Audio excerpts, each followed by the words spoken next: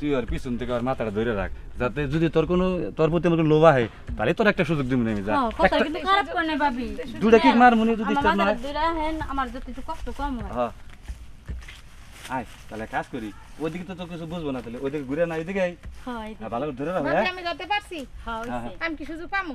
আর দেখ যদি তোর দিকে আমার কোনো ফিলিংস নাই তাহলে তোর দেবনি, 2 কিক মারি দেবনি তোর, আমি সমস্যা নাই। ভাই আপনি তো অনেক বেশি মজা দিতে পারেন।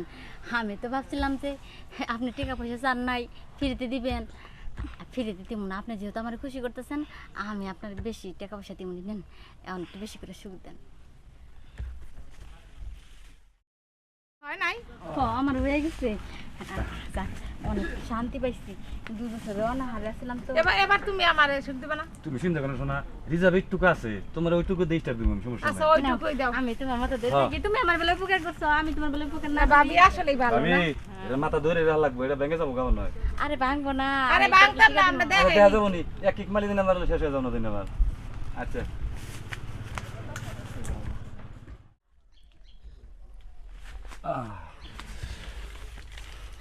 আচ্ছা, ভাই তাহলে আজকে আসি আমরা।